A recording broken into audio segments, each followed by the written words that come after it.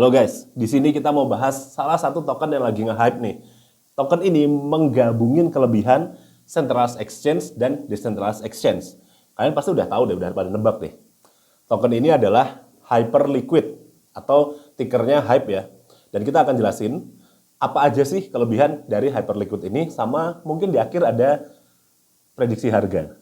Nah, jadi apa sebenarnya Hyperliquid? Singkatnya gini ya, Hyperliquid ini adalah blockchain layer 1 yang dibangun dari nol untuk pendukung Decentralized Exchange atau DEX. Dan ini khusus banget untuk trading perpetual futures. Jadi para trader-trader gagah berani yang suka pakai leverage, Hyperliquid ini cocok buat kalian. Nah, bayangin ya, ada sebuah DEX yang kecepatannya kayak cek stop tier 1 nih, kayak Binance, Bybit, Bitget, OKX gitu, kayak gitu. Tapi ini on-chain dan nggak perlu terlalu mikirin gas fee. Nah, Hyperliquid sendiri memakai konsensus mekanisme atau custom yang namanya Hyper BFT. Yang kecepatannya, ini kalau nggak salah 100.000 order per detik. Lalu ada token natif namanya HYPE, ini dipakai buat governance, staking, dan mekanisme biaya. Nah, terus mereka bakar token menggunakan revenue. Nah, kalau nggak salah ya, kalau nggak salah baca, itu ada sekitar 80-an juta dolar sudah di burn dalam 2 bulan terakhir. Atau mungkin bisa jadi lebih ya. Dan ini bisa bikin deflasionari banget gitu. Fundamentalnya juga kuat. Nah, terus kenapa sih kok hype-nya gede banget nih Hyperliquid nih? Pertama, itu Hyperliquid jadi salah satu airdrop terbesar sepanjang sejarah. 31% dari total supply di airdropin. Langsung ke user. Dan ini nggak ada acara bagi-bagi ke vendor capital, nggak ada acara ke insider apa segala macem. Jadi benar-benar fokus utamanya ke komunitas. Makanya pada seneng banget nih sama Hyperliquid. Terus interface-nya bagus banget sebagai platform trading yang desentralisasi. Ini bagus banget sih, levelnya udah kayak kalau kalian main di Binance atau di Bybit atau di Bitget gitu ya. Bahkan ada yang bilang juga bahwa ini adalah versi on-chain dari Binance gitu. Kalau nggak salah volume perpetual tahunannya ini udah 311 miliar. Ini data per tengah-tengah Februari ya, per saya bikin video ini. Nggak tahu nanti pas kalian nonton udah berubah atau belum. Kalau nggak salah segitu. Ini bagus banget berarti kan. Ini berarti delivery-nya oke banget.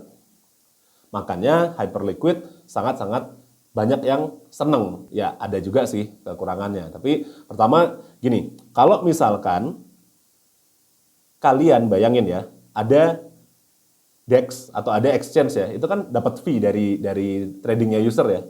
Bayangin fee-nya dipakai buat buyback tokennya. Nah, itu yang bikin Hyperliquid bisa dibilang bagus banget nih fundamentalnya, sehingga harganya akan dibuat lebih stabil seperti itu.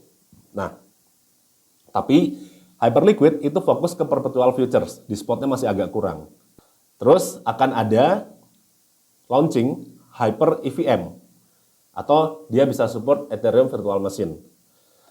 Sekarang belum terlalu teruji, belum terlalu kelihatan banget kekurangan atau kelebihannya seperti apa Hyper EVM. Mungkin masih ada resiko yang belum kelihatan ya mungkin. Saya mau coba bahas sedikit yang bisa salah atau things that can go wrong. Pertama, pasar kripto, kalau misalkan Bitcoin anjlok dikit, batuk, Hyperliquid bisa jadi batuk lebih kenceng lagi. Ya namanya altcoin ya, apalagi market cap-nya belum gede-gede amat ya. Masih skala miliar kalau nggak salah 7 atau 8 miliar per saya bikin video ini. Masih ranah spekulatif gitu. Lalu ada wacana di beberapa negara seperti Amerika Serikat dan beberapa negara di Eropa akan ada regulasi DeFi yang lebih kencang lagi. Nah, regulasi DeFi ini kalau ada masalah ke Hyperliquid bisa menyebabkan ya bisa menyebabkan masalah gitu. Terus berikutnya si Hyper EVM yang tadi saya bahas, kita belum tahu nih keunggulannya atau kapasitasnya seperti apa. Kalau ada yang salah di Hyper EVM, ya bisa jadi food juga, gitu.